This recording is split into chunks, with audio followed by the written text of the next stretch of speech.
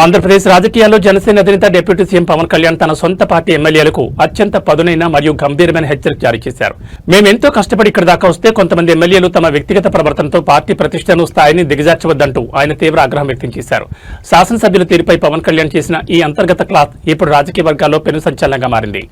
పార్టీని అధికారంలోకి తీసుకురావడానికి, ఈ స్థాయి గౌరవాన్ని సంపాదించడానికి గత 14 సంవత్సరాలుగా లక్షలాది మంది జనసేన పార్టీ కార్యకర్తలు ఎంతగానో శ్రమించారని పవన్ కళ్యాణ్ గుర్తు చేశారు.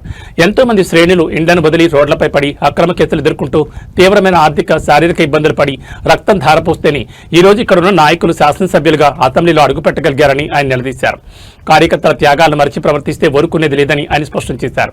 కొంతమంది ప్రజాప్రతినిధుల వివాదాస్పద శైలి, క్షేత్రస్థాయిలో వారి వ్యక్తిగత వ్యవహారాల వల్ల మొత్తం పార్టీ వ్యవస్థకే చెడ్డ పేరు వచ్చే ప్రమాదం ఉందని పవన్ కళ్యాణ్ తీవ్ర అసంతృప్తిని వ్యక్తం చేసినట్టు తెలుస్తోంది.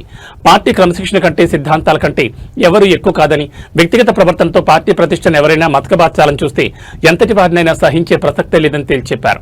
అధికారం వచ్చింది ప్రజలకు సేవ చేయడానికి తప్ప అహంకారాన్ని ప్రదర్శించడానికి కాదని, ప్రతి ఒక్కరూ కార్యకర్తలను గౌరవిస్తూ కూటమి ప్రభుత్వ విలువల మేరకు నడుచుకోవాలని ఆదేశించారు. సొంత పార్టీ నేతలపై పవన్ కళ్యాణ్ ఈ స్థాయిలో సీరియస్ అవ్వడం పార్టీలో క్రమశిక్షణను ఎంత కఠినంగా అమలు చేయబోతున్నారని దానికి స్పష్టమైన సంకేతంగా కనిపిస్తోంది.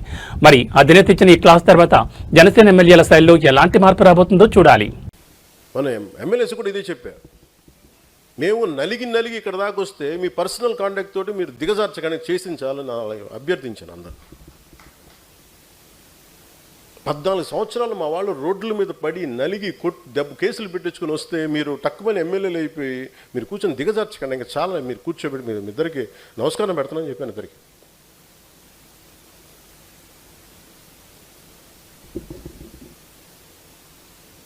అంటే నేను అనుకుంటుంది ఏంటంటే డిసిప్లైన్డ్గా నడపాల్సిన పార్టీని.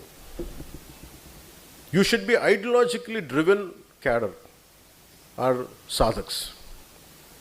మీరు ఎందుకు మాట మాట్లాడుతున్నారు, మీరు ఏం చేయబోతున్నారు, మీకు ఎందుకు ఒక పర్పస్ లేకపోతే please let us not do politics, let us not be in a political party, let's not be in Janasena.